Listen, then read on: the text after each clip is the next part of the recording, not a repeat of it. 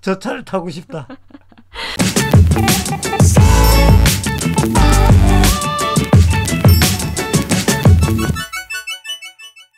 산티아고 순례길 토크 2부 8일차 로그로뇨에서 나에라까지 29km. 로그로뇨는 큰 도시에 속해서 나가는 길에 볼거리가 참 많았습니다. 도시를 빠져나가는 길도 5km 정도 가야지 이제 도시가 끝났던 것 같아요. 나가는 길에 한 2km 정도 가면 큰 공원이 있었습니다. 이런 굴다리도 지나고 굴다리에 그림이 되게 많았습니다. 벽화가 좀 많았고 사진 찍느라고 저희는 조금씩 지체되긴 했는데 그런 것도 또 매력이잖아요. 굴다리를 지나면 저렇게 고양이 꼬리처럼 나무가 생긴 곳을 지나서 엄청 큰 호수가 나옵니다. 호수에서 보는 풍경이 좀 예뻤고 물고기랑 오리랑 동물들 보는 재미도 좀 있었어요. 로그로뇨 빠져나가는 시간에는 좀 추웠어요. 시간이 갈수록 구름이 없어서 많이 더워지긴 했어요. 도시를 빠져나와서 가는 길에 뒤로 돌아보면 로그로뇨가 내려다 보이는 언덕이 있습니다. 그 언덕을 지나면 길 옆으로 철조망이 놓여져 있는 곳이 있었는데 갖가지 재료들로 십자가를 만들어 놨더라고요. 그 다음 이제 포도밭이 나옵니다. 얼마 지나지 않으면 나바레떼라는 마을이 나옵니다. 나바레떼에서 우리가 멈출지 더 갈지 이제 고민을 했는데 날씨도 괜찮고 체력도 괜찮아서 쉬었다가 바로 가기로 결정했어요. 그죠? 나바레떼에 성당이 있는데 이렇게 되게 화려했어요. 안쪽이. 대부분의 성당들은 많이 화려한 것 같아요. 나바레떼에서 점심을 먹고 다시 출발을 합니다. 이날은 그늘이 좀 많이 없어서 낮에 많이 더웠던 걸로 기억해요. 나바레떼에서 목적지인 나에라까지 가는 길은 16km 정도였는데 그늘이 없는 길로 쭉 이어져 있고 물을 뜨는 곳이었기 때문에 나바레떼에서 물을 꼭 떠가시길 바랍니다. 그리고 포도밭이 쭉 이어집니다. 이 지역이 와인을 만드는 포도를 재배하는 지역으로 되게 유명합니다. 그래서 이제 걷다 보면 떨어져 있는 포도들도 많고 그런 거 이제 알갱이 같은 거 주워서 먹어보기도 하고 체험을 할 수 있어요. 10월쯤에는. 16km를 가는데 3번을 나눠서 4km에 한 번씩 3번을 쉬고 그렇게 나에라까지 갔던 것 같습니다. 오, 항공샷 멋있네. 고생을 했지만 결국엔 나에라까지 도착을 했죠. 네. 나에라도 되게 아름다운 도시였어요. 다리를 지나서 가는데 뒤에 보이는 산이 되게 특이했죠. 산이 진짜 멋있네. 오랜만에 보니까 더 멋있는 것 같아요. 골목길로 들어가서 공립 알베르기에서 묵었는데 90인 베드가 있는 알베르기였죠. 플러그가 없기 때문에 빨리 선점을 하는 게 중요한 것 같아요. 닭볶음탕 해먹었던 것 같아요. 그리고 하루를 마무리했습니다. 2일차 나에라에서 산토 도밍고 데 라 깔사다까지 20.7km. 이날도 해가 뜨기 전에 출발을 해서 해 뜨는 모습을 볼 수 있었어요. 아침에. 특히 이날은 조금 더 예뻤던 것 같아요. 여명이 되게 예뻤죠. 여명 색깔이 되게 완전 옥구슬 같은 색깔이었어요. 옥구슬? 전날 빨래가 다 안 말라서 주렁주렁 매달고 다녔어요. 이날 양말이 제일 안 말라요. 포도밭길을 걸었어요. 손으로 경작하는 데가 있고 기계로 경작하는 데가 있더라고요. 마을에 도착해서 커피 한잔 하고 다시 걷는데 여기도 포도 농장에서 지금 수확철인지 수확을 막 하고 있더라고요. 포도 농장이 진짜 많아요. 포도. 여기도 포도. 그리고 갈대밭을 지납니다.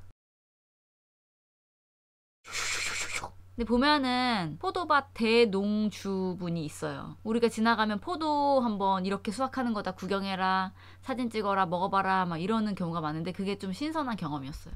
근데 여기에 포도 품종들은 거의 다 와인 제작에 쓰이는 품종들입니다. 포도밭을 지나니까 우리가 쉴 수 있는 골프장이 나왔죠. 아, 이날따라 한국인 관광객분들이 단체로 많이 오셨더라고요. 그래서 청계산인 줄 알았습니다. 그렇죠, 약간. 잠시 쉬고 샌드위치를 먹고 다시 출발합니다.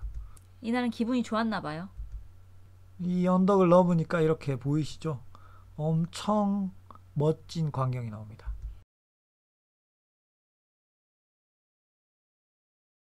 이런 걸 이제 항공샷으로 찍으면 멋있죠. 이렇게. 오. 저 앞에 우리의 목적지인 산토 도밍고 데 라 깔사다가 보이네요. 이렇게 멀리 마을이 보일 때는 금방 갈 것 같은데 항상 시간이 꽤 오래 걸려요. 걷기의 마지막은 항상 힘든 것 같아요. 이제 마지막 힘을 내서 마을로 들어갑니다. 여기는 알베르게랑 식사할 수 있는 공간이 정말 컸어요. 한국 분들이랑 요리를 해서 맛있게 저녁을 해 먹었어요. 11차 산토 도밍고에서 벨로라도까지 22km. 해가 뜨기 훨씬 전에 출발했습니다. 산토 도밍고가 이쁜 도시라고 했었는데 이쁘지만 그 정도까지는 아닌 느낌? 저는 되게 예뻤던 것 같아요. 근데 이 메인 탑이 공사 중이어서 조금 아쉬웠습니다. 그래서 아침에 이렇게 슬슬 둘러보면서 출발을 했어요. 이날은 날씨가 안 좋아서 해 뜨는 걸 못 봤죠. 아침에 구름이 많았어요. 도로 옆길을 많이 걸었던 것 같아요. 맞아요. 그래서 조금 더 힘이 안 났던 것 같아요. 근데 그라뇽이라는 첫 번째 마을에 도착했어요. 근데 멀리서부터 좋은 음악 소리가 들리는 거예요. 그래서 가보니 예쁜 푸드트럭이 있었죠. 그 푸드트럭에서 빵과 음료를 먹고 다시 출발을 합니다.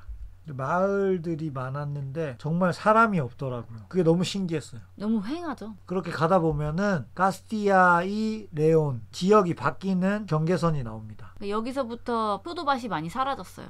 파밭에 물을 주고 있었습니다. 물에 맞았어요. 스프링클러가 얼마나 센지. 이제 카스티아이 레온에서 첫 마을, 여기에 성당에 엄청 큰 돌 조각이 있었어요. 엄청 큰 돌그릇이 전시되어 있었습니다. 잠시 쉬었다 바로 출발을 해서 여기서부터는 도로 옆길이 많았던 것 같아요. 도로 옆길을 가서 새삼 느꼈죠. 차가 정말 빠르구나. 저 차를 타고 싶다. 차 안 탄 지가 꽤 됐으니까. 이렇게 노란 화살표를 따라가시면 돼요. 도로를 따라 밭길을 계속합니다. 걸음을 주기 위해서 건초더미를 이렇게 밭에 쌓아놓았어요. 여기가 기부하는 카페였는데 주인이 눈치를 줘서 불편했던 기억이 나요. 주인이 돈을 내는 걸 봤죠. 그 전날까지는 조금 푸르른 느낌이었다면은 이 카스티아이 레온 지역부터는 조금 황량한 느낌의 색깔 톤이 많았던 것 같아요. 도로 옆길로 직진 길이 진짜 길었어요. 그래서 마지막을 걸어도 끝이 안 나는 거예요. 그래도 힘을 내서 가다 보니까 앞에 산이 조금 보이기 시작하고 벨로라드에 도착했죠. 수영장이 처음이자 마지막인 숙소였는데 가져간 수영복을 한번 써먹긴 했습니다. 그리고 벨로라도 구경을 했어요. 그래서 동네 구경을 하면서 벽화랑 광장 같은 데 구경을 많이 했어요.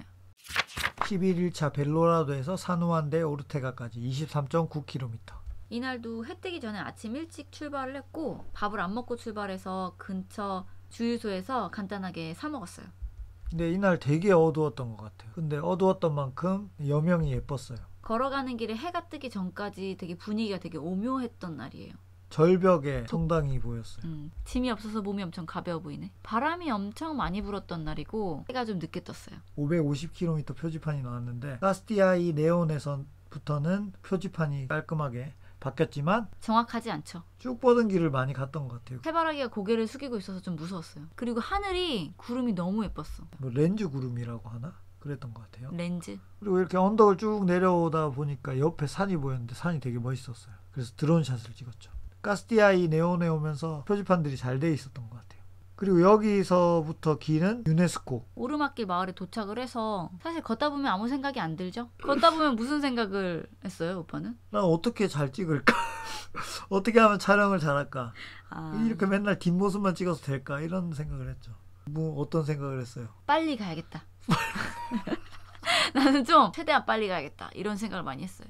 이날은 약간 언덕길이었어요. 그래서 언덕 끝에 올라가서 쉬었다 다시 내려가야 되는 길이었는데 대만 커플을 만났었어요. 대만 부부. 근데 이야기를 하다 보니까 결혼을 하고 신혼여행으로 산티아고 순례길을 왔다는 거예요. 너무 신기했어요. 대만으로 잘 돌아갔겠죠? 파이팅. 원래 오르막길보다 내리막길을 더 조심해야 돼요.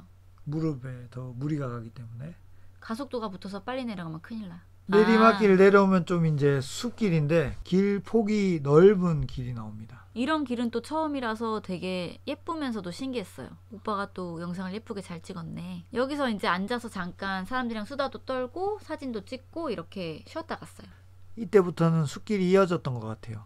아까 531km였는데 지금 532km네요. 작은 마을에 도착했는데 저는 안 들어가고 오빠만 들어갔죠. 왜 안 들어갔죠? 별로 안 들어가고 싶었어요. 밖에서 보는 것만으로도 충분했어요. 그리고 가는 길은 다시 숲길이 나옵니다. 이날은 덥기도 했지만 그늘이 많아서 그래도 괜찮았어요. 흙길을 계속 걸어서 발목은 편했던 것 같아요. 숲길이 끝나고 언덕이 하나 나왔는데 바람이 엄청 불었어요. 이렇게 앉아있는 소들도 많이 볼 수 있었어요. 그리고 꼭대기에는 이렇게 동그란 모양이 있었는데 여기 뭔지는 모르겠어요. 저 앞에 마을이 보입니다. 이제 여기가 아에스라는 마을이었어요. 그래서 잠깐 쉬었다가 카페에서 비싼 오렌지 주스를 먹고 갔던 기억이 나요. 그리고 나서 바로 이제 다음 마지막 목적지까지 가는데 또 가는 길이 엄청 직선길이라서 가도 가도 끝이 보이지 않는 길이었어요. 근데 동그란 숲이 나무 숲이 있어서 그건 좀 기억이 나요. 그죠? 알베르게는 노랗게 생긴 잔디밭이 넓은 알베르게였는데 이날이 공휴일이라 문연 가게들이 없어서 쉐어할 수 있는 재료들로 모아서 저녁을 해먹었던 기억이 나요. 지는 해를 보며 하루를 마무리했습니다. 12일차 사누안데 오르테가에서 부르고스까지 25.8km. 부르고스까지 가는 날은 어두웠어요. 출발 때부터. 오르막길 가다 갑자기 옆에서 자고 있는 양떼들을 만나서 깜짝 놀랐죠. 그리고 언덕을 오르는 길에 이렇게 십자가를 볼 수 있습니다. 그리고 이날은 달이 엄청 밝았어요. 우리가 랜턴이 없어서 조금 불편하긴 했는데 그래도 길을 잘 찾아서 갔던 것 같아요. 달이 엄청 밝은 날이었고 달이 엄청 오래 갔습니다. 어느 마을에 이제 카페에 도착을 했어요. 카페에서 아침을 먹었는데 여기 샌드위치가 진짜 맛있었어요. 맛집. 지나다니다 보면 사과나무나 배나무가 많은데 떨어진 걸 주워 먹기도 했죠. 맛있어요? 맛있어요. 이날 만났던 언니랑 부르고스까지 끝까지 같이 갔어요. 그리고 이날은 바람이 진짜 쌩쌩 불던 날이었어요. 정말 완전 쌩쌩 불었어요. 걷는데 막 앞에 언니 모자 막 날아가고 제가 죽으러 갔죠 이렇게. 오빠가 막 죽으러 가고. 그리고 여기 갈림길이 나오는데 우리는 해바라기 밭 쪽으로 걸어갔습니다. 이쪽은 부르고스 공항을 오른쪽에 끼고 들어가는 길인데 선택을 잘했던 것 같아요. 그런 날에 고개 숙인 해바라기 밭을 지나가니까 너무 무서웠습니다. 언니랑 같이 걷는데 나무 동그란 나무가 떼굴떼굴 굴러와서 엄청 깜짝 놀랐는데 그거를 굴렁쇠 굴리듯이 우리가 다시 굴려가지고 딴 데로 보내버렸어요. 스틱으로. 아, 영상으로 찍어놨어야 되는데. 그리고 막 해도 떴다가 무지개도 떴다가 이런 날이었어요. 부르고스 초입이 보이고 도로길을 따라가는데 여기서 길을 건너서 공원 쪽으로 갈 수 있는 길이 있거든요. 공원 쪽으로 들어섰죠. 이 공원길을 가면서 나랑 언니는 계속 걸어가고 비가 오니까 오빠는 영상 찍는다고 막 여기저기 바쁘게 돌아다니고 해서 좀 늦게 오고 이랬죠. 왼쪽에 물을 끼고 걷기 때문에 되게 풍경이 좋았어요. 부르고스가 워낙 큰 도시이기 때문에 들어가는데 한참 걸렸어요. 그리고 계속 비가 오고 바람이 많이 불어서 좀 고생을 했던 기억이 나네요. 엄청 쭉 이어진 하천 옆에 보도를 계속 걸어갑니다. 이게 중앙까지 이어진 길인데 몇 킬로는 되는 것 같아요. 그렇게 해서 도착해서 언니랑은 헤어지고 우리는 부르고스에서 연박을 할 예정이었기 때문에 에어비앤비를 찾아갔죠. 날씨가 너무 맑았어요. 도착하니까. 에어비앤비에 찾아갔는데 체크인 시간보다 좀 빨리 와서 점심을 먹고 장을 봤습니다. 장을 본 걸로 맛있는 까따뿔라나를 해 먹었어요.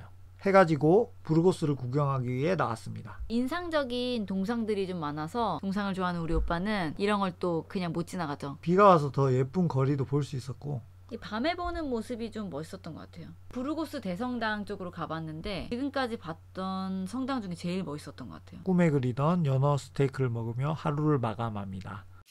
13일차 부르고스에서 하루 더 연박. 처음으로 연박한 날인데 첫날은 에어비앤비, 둘째 날은 알베르게에서 자기로 하고 다시 짐을 싸서 나왔어요. 알베르게에서 연박을 할 수 없을 때는 에어비앤비나 호스텔을 이용하는 방법도 한 가지 방법이 되겠죠. 알베르게에서 가까운 전망대에 올라가 보기로 했는데 와이프는 싫어했죠. 힘든데 올라가자고 하니까. 근데 생각보다 낮아서 금방 올라갔어요. 올라가서 보는 풍경도 되게 멋있었고 여기는 바람이 너무 많이 불었어요. 진짜 부르고스에는. 전망대에서는 부르고스 시내와 대성당을 한눈에 내려다볼 수 있습니다. 이 골목골목에 보이는 건물들 구조가 좀 독특했어요. 약간 온실 느낌? 창문이 테라스식으로 튀어나온 게 되게 귀여웠던 것 같아요. 그리고 동네 구경을 하는데 여기는 광장이 은근히 많더라고요. 그리고 건물들도 크고 예쁘고 알록달록하고 이런 데가 많아서 볼거리가 많았어요. 그리고 강 옆에 있는 공원에도 가보고 공원에서 부르고스 대성당으로 들어가는 문을 지나 낮에 본 부르고스 대성당의 모습은 또 다른 매력을 가지고 있었습니다. 밤에 봐도 멋있고 낮에 봐도 멋있었어요. 하늘에서 봐도 멋있고. 멋진 부르고스 성당을 드론으로 찍어봤어요. 예쁘다.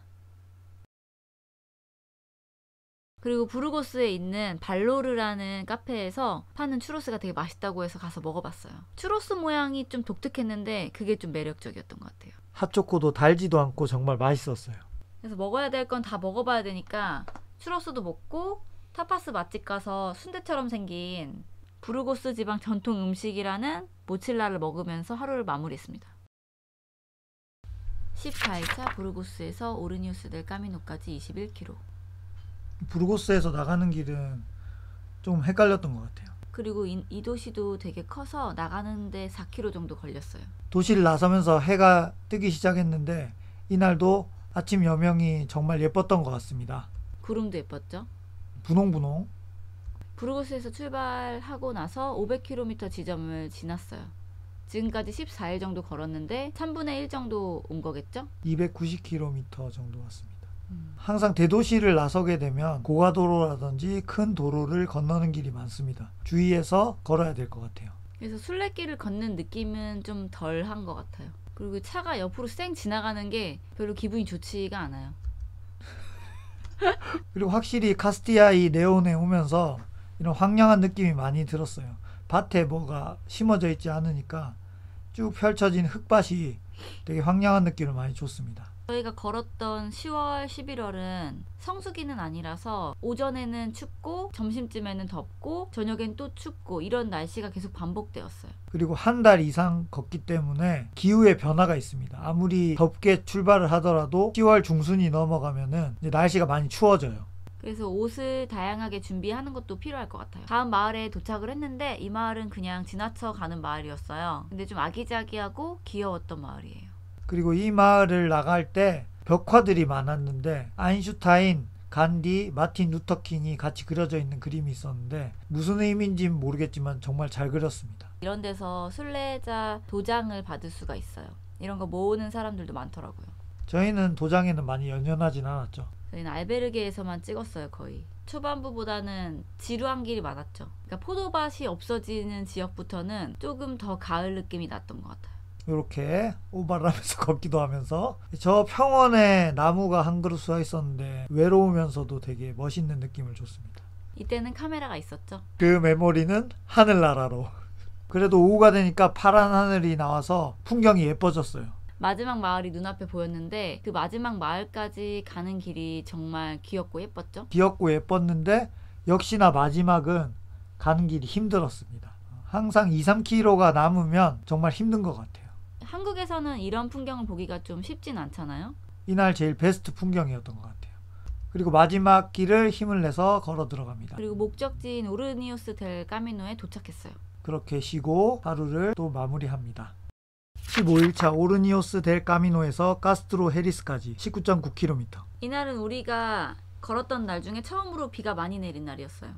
비가 너무 많이 내리고 안개가 너무 많이 껴서 아침에 출발할 때 되게 애를 먹었던 것 같아요. 비가 온다는 소식을 듣고 사실 조금 일찍 출발하긴 했는데 그래서 그런지 주변에 사람이 우리밖에 없었어요. 비를 대비해서 우리가 준비한 거는 우위밖에 없었거든요. 근데 우위로는 좀 모자랐던 것 같아요. 그냥 보슬비만 내리면 상관없는데 막 한쪽에서 바람이 계속 부니까 바지가 젖어가면서 안에 속옷까지도 막 다 젖을 정도로 불편하더라고요. 바람이 불면 우위가 날려서 엉덩이를 계속 때리는데 이 엉덩이를 때리면서 물을 묻히는 거죠, 거기다가.